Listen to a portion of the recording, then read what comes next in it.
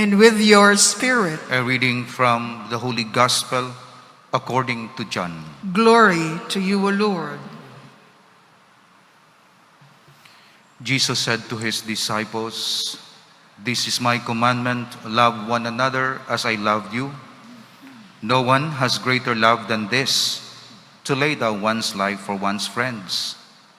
You are my friends if you do what I command you. I no longer call you slaves, because a slave does not know what his master is doing.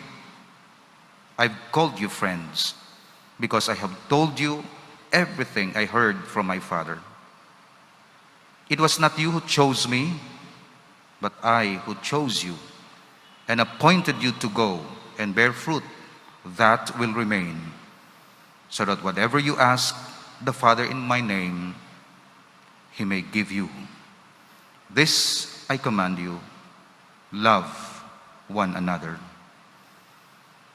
The Gospel of the Lord. Praise to you, Lord Jesus Christ.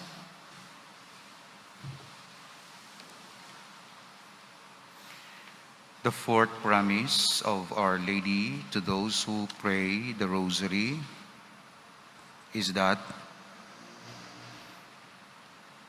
the soul which recommends itself to me by the recitation of the Holy Rosary shall not perish. Since Our Lady is the mother and advocate, she always assists those who call on her implicitly by praying the Rosary. The Church reminds us of this in the Memorare prayer. "Never was it known that anyone who fled to your protection, implored your help, or sought your intercession was left unaided." So we continue to pray the Rosary every day in order to enjoy the fruits or the grace of the Holy Rosary. One, that the soul will not perish. Perish means you will be forgotten. You will find yourself outside the sphere of salvation.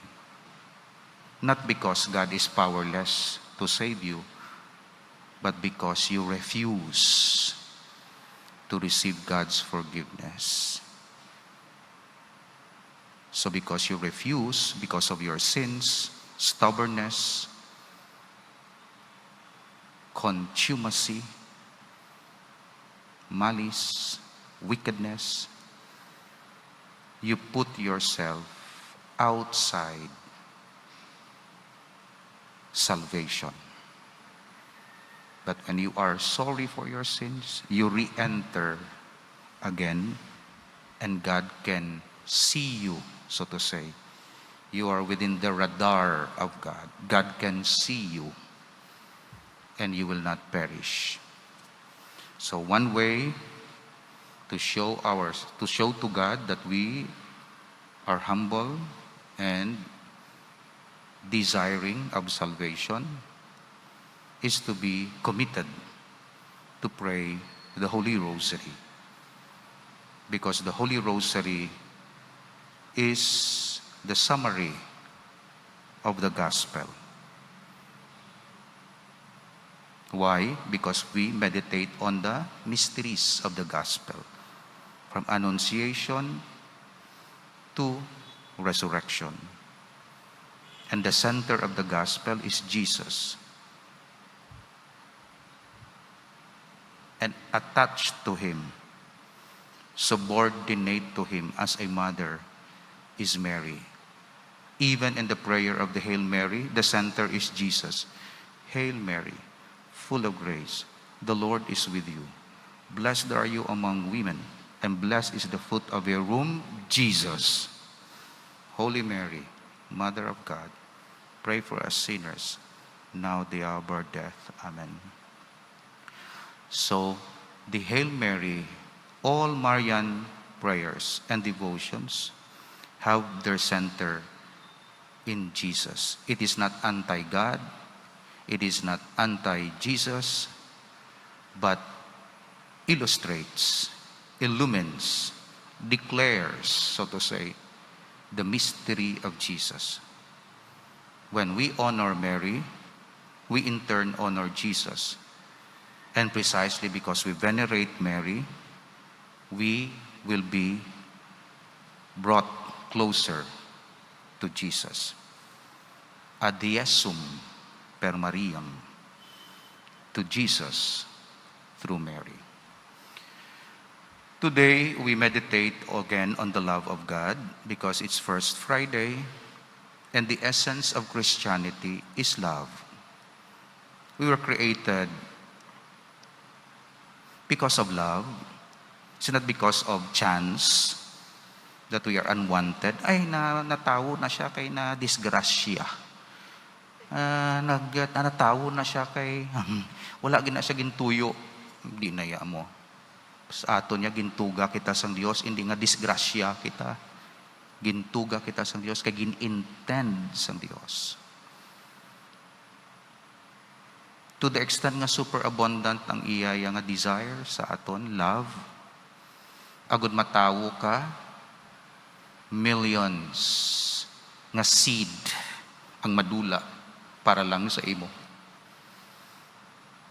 Kung hindi na intention, ikaw gid ya. That's why ang essence ng Christianity is love. It's not calculative love. It's superabundant love. May mga love, actually not love at all, nga ginabase ya sa calculation or negotiation. Tagaan ta ka sini, basta tagaan man ko sini. Himuon ko ini sa imo, basta balikan mo ako. It's ginatawag naton ina nga Pharisee. Ang calculative love na Pharisaical. Nagambal si Jesus, unless you exceed sang demands and spirituality sang Pharisees, you cannot enter the kingdom of God. Kaya ang Pharisee, calculative, legalistic approach sa spirituality. Niya naman nubina ako 9 days para nga matagaan mo ako. That's calculative. Okay man ina kung dira ka pa lang nga level. Pero kung magpabilin ka dira, tub-tub mapatay, wala ka nag-increase sa Christian love. Masimba ka lang kung exam, calculative na. Mabulig ka lang kung may ginapangayo ka, that's calculative. Dira kita nag-start, pero wala kita dira nag-end. Kay hambal ni Jesus, kung tampaon ka sa pihak nga guya, taya ang tihak mo nga guya. That's not calculative, that's superabundance. Kung papasanon ka sa 1 kilometro, pasan na 1 kilometro. 2 pagid ka kilometro. Pangamuyui ang imo kaaway. Di kon calculative yan, di ka mga muyo, mabato pa man. Kaya calculative mo. Kung dira ka nga level, hindi ka matudtuod nga Kristiyano. Kaya ang Kristiyano iyaya, nagasunod kay Kristo, super abundant love. Di kung diri pa lang kita sa level nga ni, hindi kita mag-untat, mag-grow.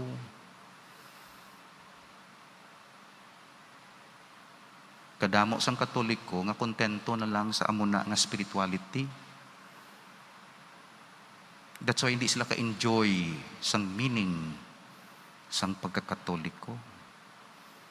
Pero damo nga Katoliko man nga ginaseryoso gid ang call sang pagkakatoliko. Kagang aton mga example sini mga saints nga bisan sa ordinary life nila, naga-best sila. Kag nagapa-best sang ila life is not so much the output of the work, but the love that accompanies the work. Bisan ordinaryo lang ang ila nga ginahimo, may meaning. Ginalangulango ko si Dada. Dada, namit abi ang luto mo. Sabat siya sa akon. Balaan mo, may isa ka ingredient nga ginadugang ako. Ano na? Love. Of course, langulango ya lang na. Pero, in other words, ang naghahatag meaning sa kabuhi, isang isa ka Kristiyano, hindi ang iya dalagko nga hinimuan, kundi ang love nga nag-accompany bisan sa simpliya nga hinimuan. Dako-dako imo amot, wala ka man love. Simple ka lang, pero puno ka sang love. That's why ang essence ng Christianity is love. The rest, mga expressions of love. Our songs, our incensario, our social apostolate, our devotion, expressions ina sang love. We express love in many ways, at least in 3 ways. Giving, forgiving, thanksgiving. Giving, tungod gina-extend naton ang aton love. Say, love is not love if it is not given away. That's why what defines love is not receive, the word receive, but give. In relation to God, receive, because you cannot give what you do not have. That's why in relation to God, receive. But in relation to your neighbor, give. Because what you give is actually what you have received from God. Pero kung wala kasi na, ang ginagive mo, wala mo gina-acknowledge nga halin sa Diyos, mareklamo ka, maisip ka, kay limitado man lang imo resources. Kung kaisa nagaamo ako sina, bawo ko ni hatag ko ni anong mabilin sa akon man, sige lang, hatagan man ako ni Lord. You see, lain. So, I will give. Sige lang, hatagan man ako ni Lord. Pero kung wala ka lang Lord, wala ka sang Lord, imo tanan work, imo tanan effort, imo tanan, the more nga nag-give ka, kag hindi halin sa iya, maubusan ka gid. Either sa resources itself, or sa spirit itself. That's why, nami gid ang giving sang isa ka Kristiyano. Wala nagaubos.